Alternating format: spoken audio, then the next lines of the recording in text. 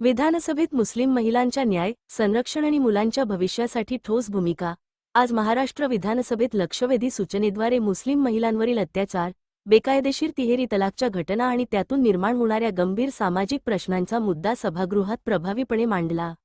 महिलांना समान न्याय मिळावा, त्यांच्या अधिकारांचे संरक्षण व्हावे आणि कायद्याची प्रभावी अंमलबजावणी सुनिश्चित व्हावी यासाठी महाराष्ट्रात युनिफॉर्म सिव्हिल कोड, समान नागरी कायदा लागू करण्याची आवश्यकता अधोरेखित केली।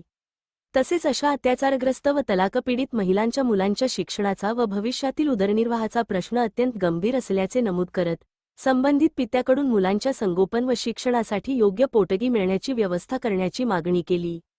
मुलांना शिक्षण, संस्कार आणि सुरक्षित भविष्य मिळाल्यास ते चुकीच्या प्रवृत्तींपासून दूर राहून समाजाचे जबाबदार नागरिक बनू शकतील, हा महत्त्वपूर्ण मुद्दाही सभागृहासमोर मांडला।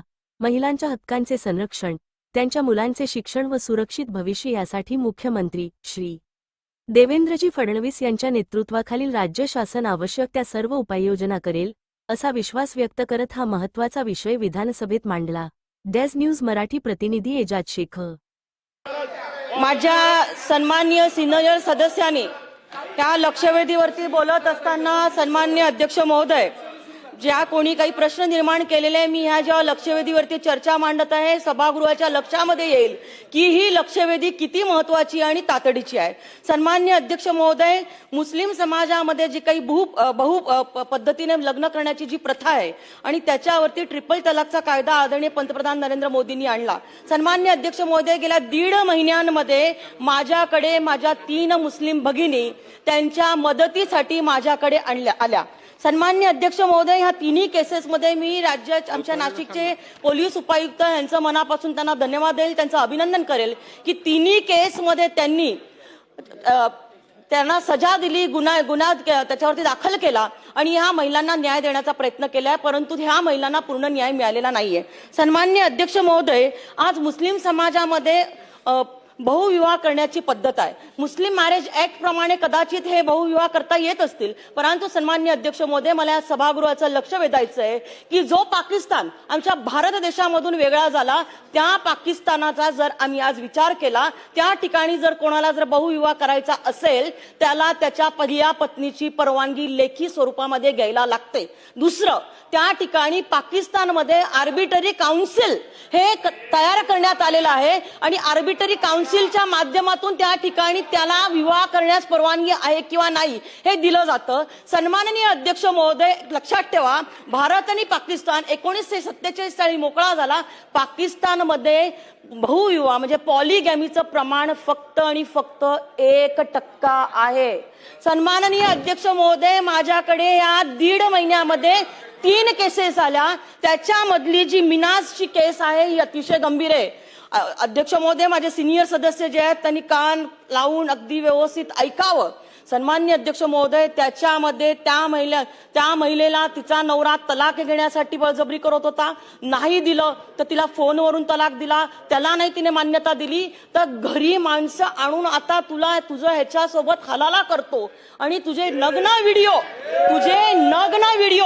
मी व्हायरल करतो अशी धमकी दिली। तिला 2 मुलं आहेत आणि त्या मुलांसकट मी पोलीस आयुक्तांकडे घेऊन गेल्यानंतर ती रडत होती। तिने सांगितलं, सर मैंने 3 दिन से कुछ खाया नहीं है, मेरे बेटे ने भी कुछ खाया नहीं है। ह्याची दया माया ह्या लोकांना येणार आहे का फक्त मतांचं राजकारण करणार आहे?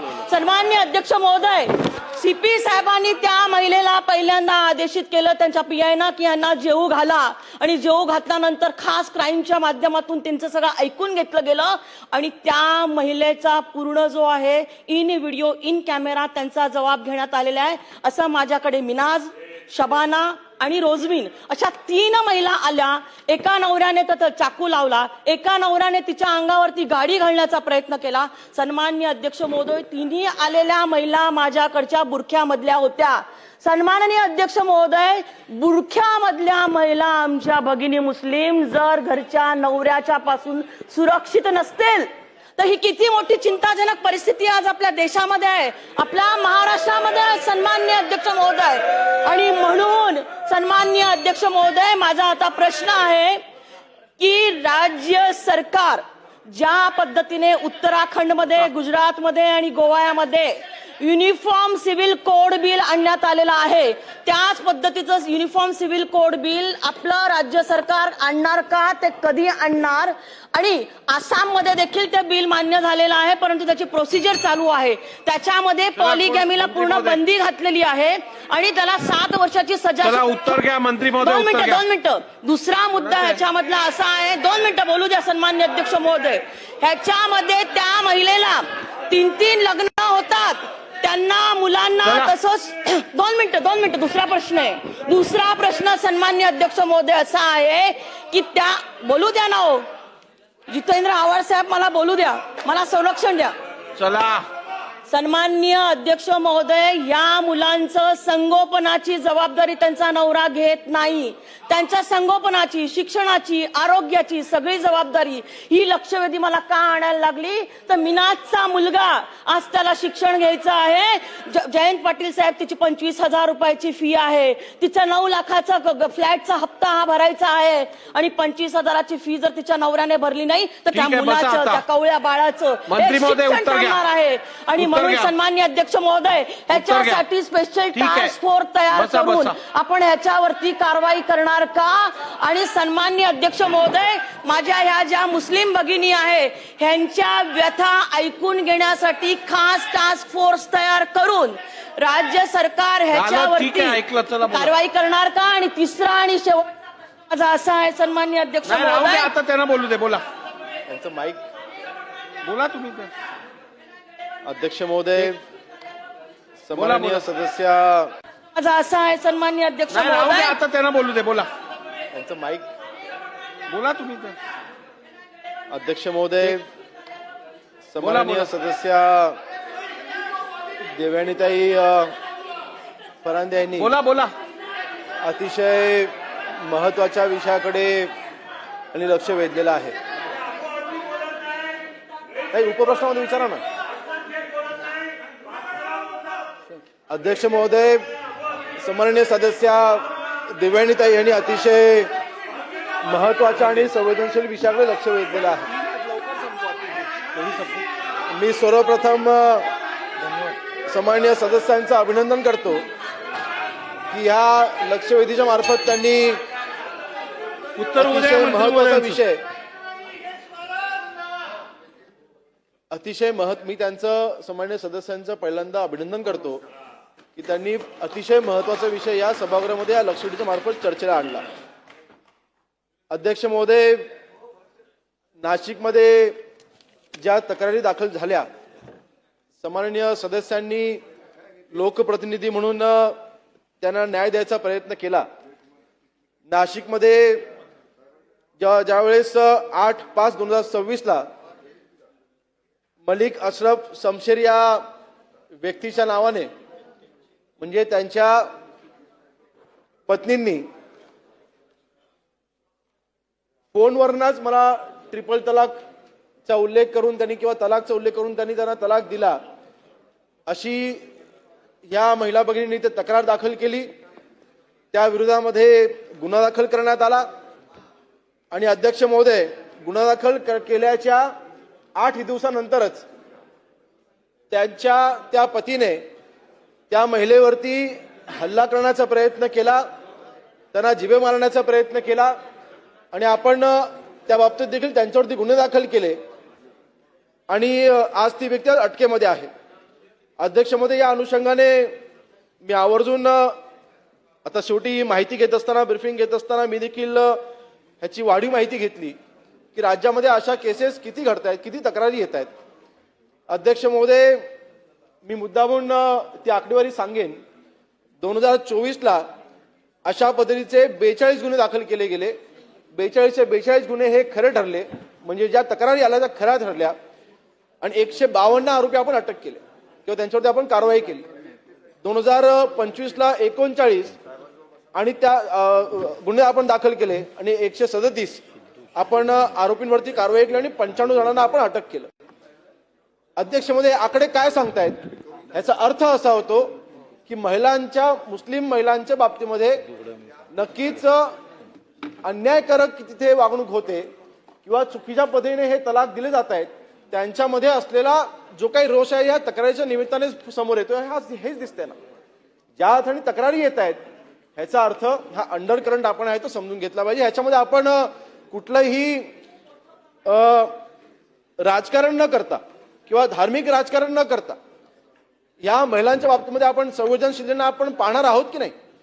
आणि म्हणून समान्य सदस्यांनी इथे जो प्रश्न उपस्थित केलेला आहे नक्कीच या बाबतीमध्ये मी आपल्या देशाचे पंतप्रधान माननीय नरेंद्र मोदी साहेबांचं अभिनंदन करतो की त्यांनी हा कायदा 2018 साली लागू केला आणि आता आपल्या देशामध्ये असं फोनवरनं किंवा ईमेलवरनं किंवा मेसेज पाठवून आता त्यांना तलाक देता येणार नाही. आणि म्हणून ह्याची अंमलबजावणी मुळात ह्या लक्षवेधीचा गाभा असाच आहे की ह्या जो कायदा केंद्र सरकारने केला त्याची अंमलबजावणी राज्यामध्ये ही उत्तमरित्या झाली पाहिजे. ह्या लक्षवेधीचा कायदा आणि मी आपल्या गाभा आणि मी त्याचं समान्य सदस्य महोदयांना मी आश्वासित करतो की नक्कीच ह्या कायद्याची अंमलबजावणी आपल्या राज्यामध्ये काटेकोरपणे केली जाईल. आपल्या कुठल्याच महिलांवरती अन्याय होणार नाही त्या बाबतीमध्ये आपलं सरकार जिथे सक्षमतेने काम पाहिजे.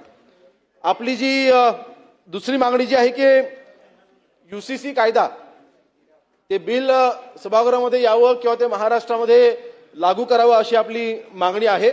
नक्कीच त्या बाबतीमध्ये माननीय मुख्यमंत्री महोदयांनी सूचना दिलेल्या आहेत आणि आपलं सरकार UCCच्या कायद्याच्या अंमलबजावणीच्या बाबतीमध्ये 100% सकारात्मक आहे. या कायद्याची अंमलबजावणी किंवा ह्या कायद्याचा मसुदा तयार करण्यासाठी किंवा याचा एक अभिप्राय समोर आणण्यासाठी आपण एक रिटायर्ड हायकोर्ट जज ह्यांच्या अंडर आपण एक कमिटी स्थापन करायचा निर्णय माननीय मुख्यमंत्री महोदयांनी घेतलेला आहे. आणि हा अहवाल या कमिटीचा अहवाल प्राप्त झाल्याच्या नंतर आपल्या महाराष्ट्रामध्ये देखील UCC कायदा हा लागू केला जाईल. या बाबतीमध्ये आपलं सरकार हे सकारात्मक आहे.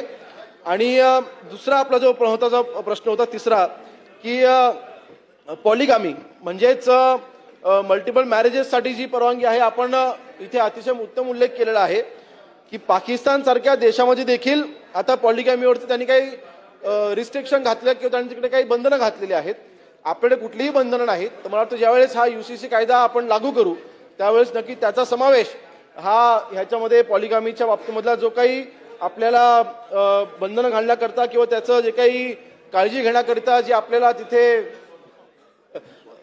जे आपले निर्णय घ्यायचे आहेत ते नक्कीच आपले तिथे घेतले जातील.